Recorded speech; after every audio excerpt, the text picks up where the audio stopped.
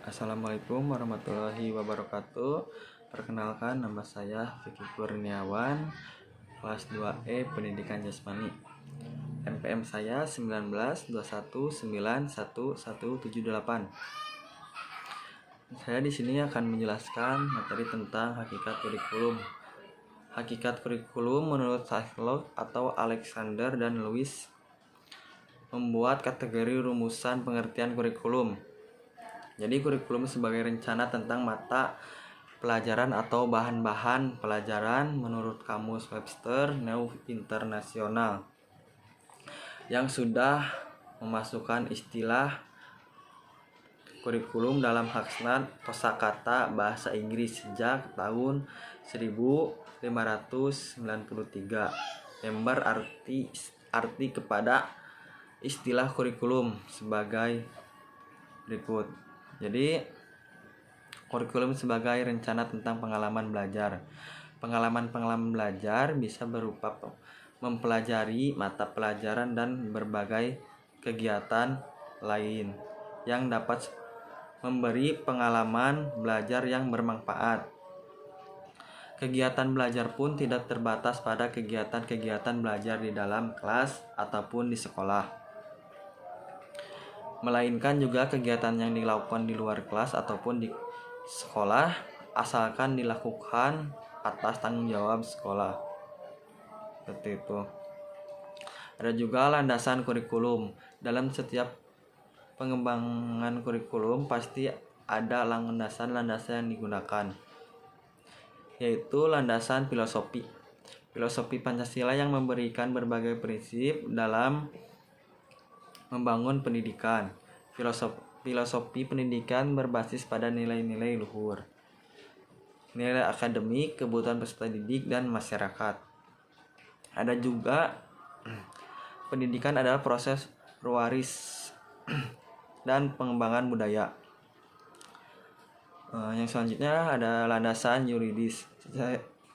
Secara yuridis, kurikulum adalah suatu kebijakan publik yang didasarkan kepada dasar filosofi bangsa dan keputusan yuridis di bidang pendidikan. Landasan yuridis kurikulum adalah Pancasila dan Undang-Undang Dasar 1945 dan Undang-Undang Nomor 20 Tahun 2003 tentang Sistem Pendidikan Nasional, atau Peraturan Pemerintah Nomor 19 Tahun 2005 dan Peraturan Menteri Pendidikan Nasional Nomor 23 Tahun 2006 tentang standar kompetensi lulusan dan Peraturan Menteri Pendidikan Nasional Nomor 22 Tahun 2006 tentang standar isi. Seperti itu. Ada juga di sini ada landasan teoritis. Kurikulum dikembangkan atas dasar teori pendidikan berdasarkan standar dan teori pendidikan berbasis kompetensi. Jadi pendidikan berdasarkan standar adalah yang menetapkan standar nasional sebagai kualitas minimal hasil belajar yang berlaku untuk setiap kurikulum. Yang selanjutnya ada landasan empiris sebagai merupakan telah terjadi di Indonesia. Kemajuan terjadi beberapa sektor di Indonesia, namun di beberapa sektor yang lain, khususnya pendidikan, Indonesia tetap tinggal di tempat atau bahkan mundur. Hal-hal seperti ini menunjukkan perlunya perubahan orientasi kurikulum dengan tidak membebani peserta didik dengan konten, namun pada aspek kemampuan efisien yang diperlukan semua warga untuk berperan serta dalam membangun negara pada masa mendatang. Yang selanjutnya di sini ada prinsip kurikulum, yaitu pembelajaran berdasarkan kurikulum mengacu pada sejumlah prinsip-prinsip pembelajaran seperti yang tertulis pada Permesdikbud nomor 22 tahun 2016, yaitu ada peserta didik mencari tahu, pembelajaran berbasis aneka sumber belajar, pembelajaran berbasis proses untuk penguatan pendekatan ilmiah, Ada juga pembelajaran berbasis kompetensi. Ada juga di sini ada pembelajaran terpadu, pembelajaran dengan jawaban yang sebenarnya multidimensi.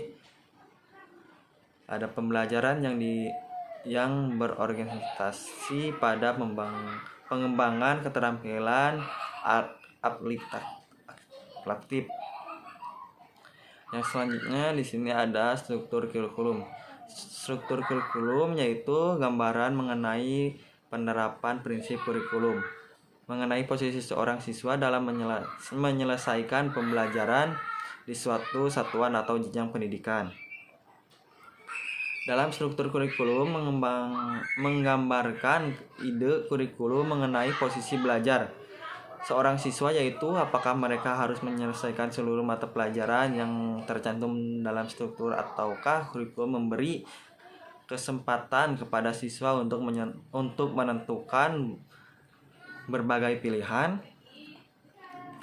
Struktur kurikulum terdiri atas sejumlah mata pelajaran dan beban pelajaran pada setiap tahun pendidikan.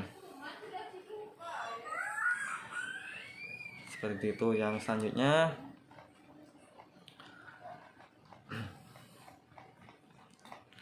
Standar Nasional Pendidikan atau BNSP.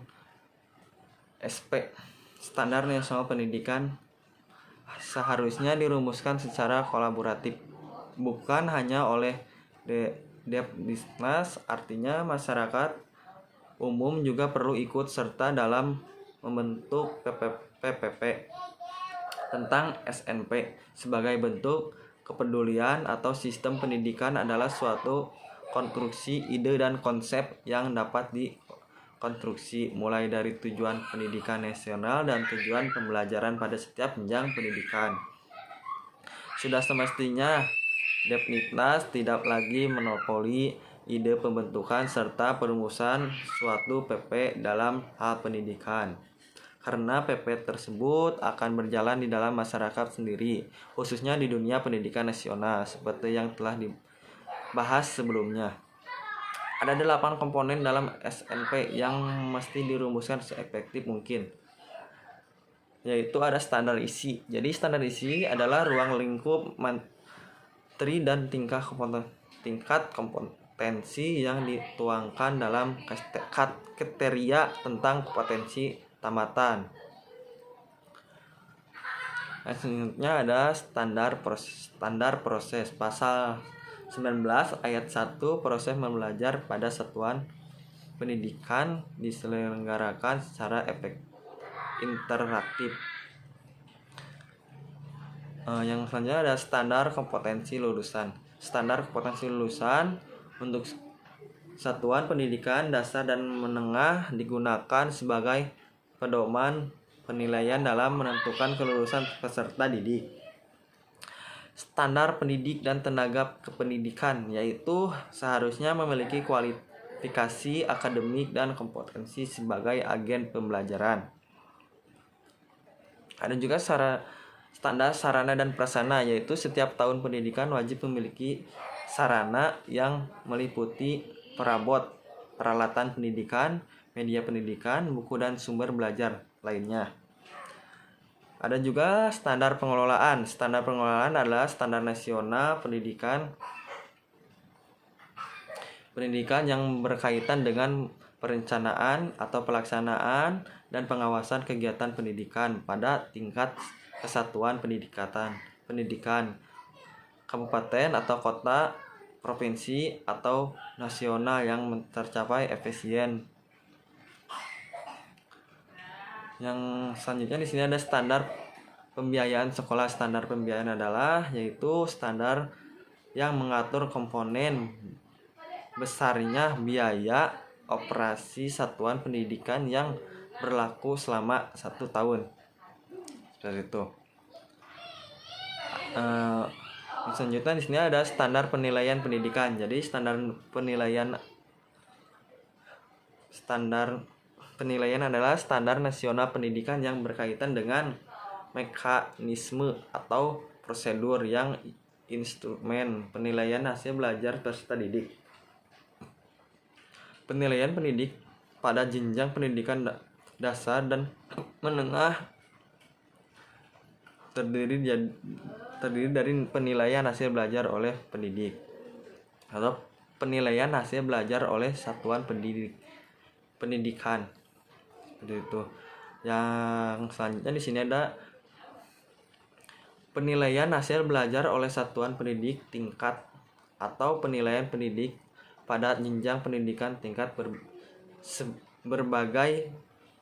berbagai mana dimaksud di atas diatur oleh masing-masing perguruan tinggi sesuai peraturan perundang-undangan yang berlaku. Seperti itu. Sekian dari saya. Wassalamualaikum warahmatullahi wabarakatuh.